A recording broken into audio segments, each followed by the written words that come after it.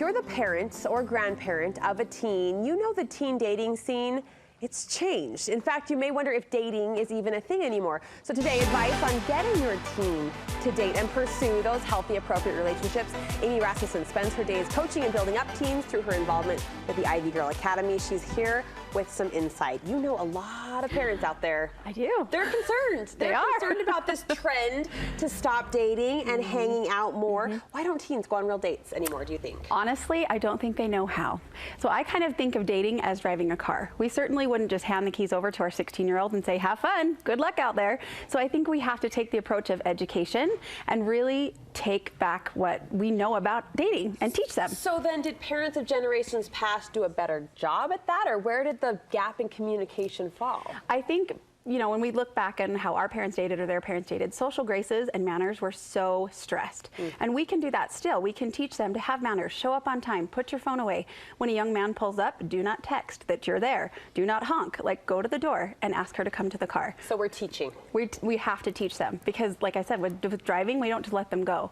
So we have to give them the tools so that they can be successful and confident. Okay, so do you think in addition to maybe not knowing or understanding the proper protocol of dating, are they also resisting the pressure in some way and pulling back from the official date because of that pressure? Yes, and I think it's safe to be behind a screen. So they're kind of dating through their messaging apps or through Snapchat or through Instagram. So when we can give them real life application and scale it back to it's not scary, it's okay, and it's all right to hold hands with a girl or ask her out on a date. We break down some of those fears and misconceptions, which I think that's all they think is out there. And we're not saying hanging out is bad. In fact, you say hanging out has its place, especially in those early kind of awkward stages. Yes, absolutely. When they can hang out in a group, they become comfortable. And they can pick out people in the group that have similar interests, or, oh, I really like how that girl, you know, talks, or her characteristics attract me to her. So they can kind of find in a bigger group setting what is relatable for them, and then they can narrow it down and get past, hopefully, that group stage, because it's a great foundation to build their confidence. And if you're worried as the parent they aren't able to move past that group hangout, you say help them get creative, encourage them to apply a little creativity. I don't think we worry. I think we do. We get creative. So I thought of this the other day when my son is 12. He's going to start dating soon. Wouldn't it be a cool idea to give him a gift of a date box or a mason jar, maybe full of ideas, and create like a bucket list of dating so that he doesn't fall into the root of, or the rut of just, you know, movie and a dinner, or I don't know what to do, so I'm just going to hang out. Like give them actual ideas so that when they have a date, they pull out a slip of paper. We've scoured Pinterest, social media. We have a whole bucket list of ideas that he can just pull out and go.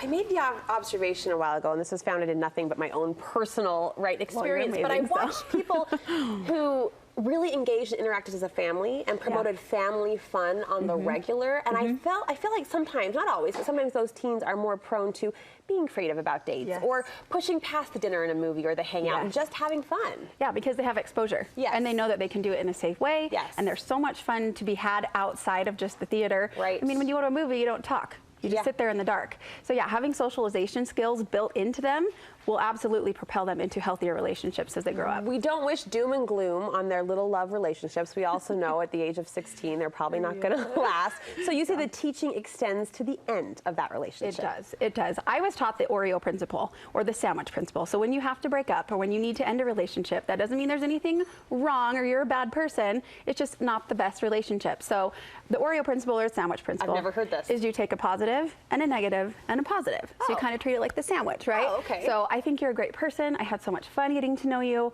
It's just not going to work out. We have some differences maybe we can't get past, but I think you're an awesome human being. So we're breaking up, but we're essentially building them too. We're not doing things bad in a wrong way. We're just kind of softening the blow with using uplifting words. When those uplifting words are directed at our child, how can we prepare our teen, Amy, for heartbreak? So they say that song, breaking up is hard to do. Yeah. It is. I like to look at it from the standpoint of intensity and duration. So how long was the relationship? How intense was it? Did they fall fast? Did they fall hard? Kind of giving yourself the perspective as a parent, like, okay, if it's just a 1 week thing, we're going to be able to get them past that a lot faster. If it's a few months or maybe even a year-long relationship, have the conversations the whole time so that when end does happen, they know that it's the end of a relationship, it's not the end of the world, it's not the end of their life. They can get through this because heartbreak is kind of a rite of passage. You got to do it. It's part of life. Great advice. You offer workshops, confidence building workshops and beyond at Ivy Girl Academy. Where can we get more information? Just head to our website, ivygirlacademy.com. We have some amazing things happening. Our certification is launching. Our program program.